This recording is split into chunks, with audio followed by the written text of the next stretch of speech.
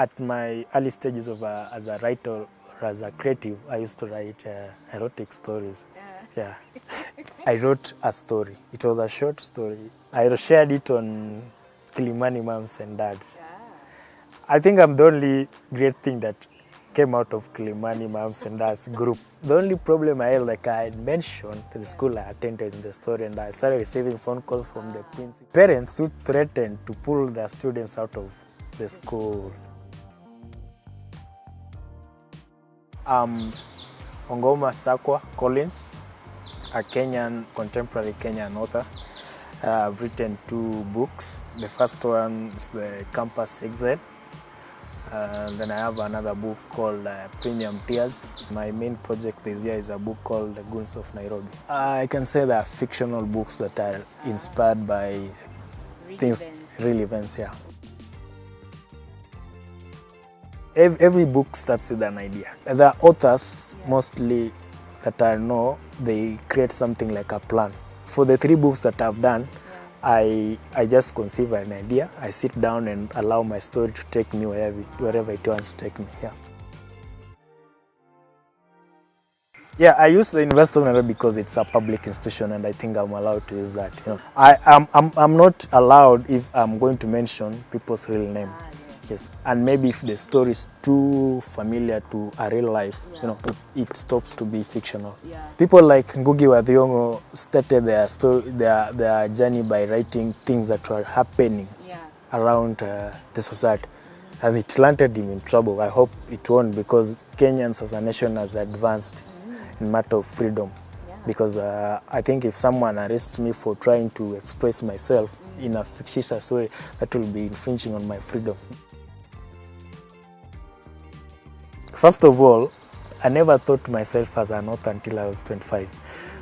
I never thought I would be an author. I joined campus to pursue a science degree from the University of Nairobi in 2012. Then from that, I indulged into things that were not supposed to be. Eventually, I dropped out after 2 years. After second year, I dropped out of school.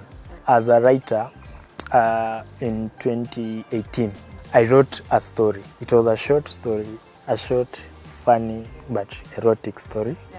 Yeah, I shared it on Kilimani moms and dads. I think I'm the only great thing that came out of Kilimani moms and dads group.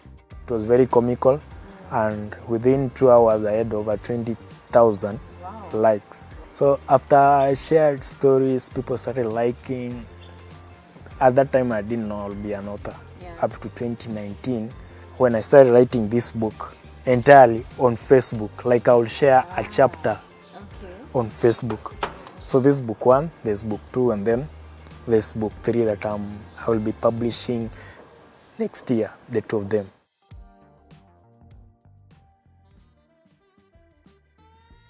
I can say art pays. Artists will tell you that when people are idle or when people are on vacation, most of the thing that they consume is art. The notion that Kenyans don't read, I don't think if it's entirely true. I don't know who did that study. The only problem is probably there's not enough Kenyan content to read or enough Kenyan books to read. But currently there are so many young or upcoming Kenyan authors popping up, and people are reading. My main audience are people on social media. The Kenyans on social media. They have been very, very supportive, I can say, the growth of my career so far. Long time ago, people used to sit in a fireplace and then tell stories, but it has evolved. The fireplace is now in social media, and the crowd is very large, very, very large. Most publishers in Kenya, they prefer books that they think they can end up to be set books in high school. That's where there's market in Kenyan books. Now you see this, my book is beyond people are 18 because there's crime. For me, I do want to write books to end up to be set books. I just wanted to write stories that people can read in matatus when on their way home. People can read on their beds or on holidays. But then sometimes I receive calls and from friends and I'm like, I'm in this matatu and someone is reading your book, you know. Yeah, that feeling is very nice, you know. I've sold several books outside Kenya. So I sent this book to a South African, a Kenyan living in South Africa. So she read the book after a few months. She tweeted akaniambia, I went with the 2 books in my office, and after reading them, after a week, they disappeared. Now my manager took the first book and my human resource manager took the other book.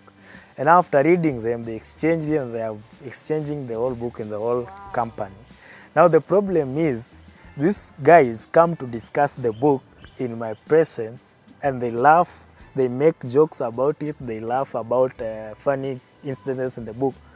But now I'm just there sitting there floating because I'm mad because I've not read the book and they're doing this to me. You know? I think that really felt, it made me feel very, very proud of myself. You know? The last has to be that tweet where this guy told me like, my books seems like his class 7 compositions, you know. But I think that was someone who was trolling me, someone who had not read my book. I want to, maybe in the next 5 years, I want to have published 20 books. I want to claim that best Kenyan author in the near future, yeah. I want to take that title from Ngugi wa Thiong'o. I can say that arrogantly because I know I can. Yeah. I can.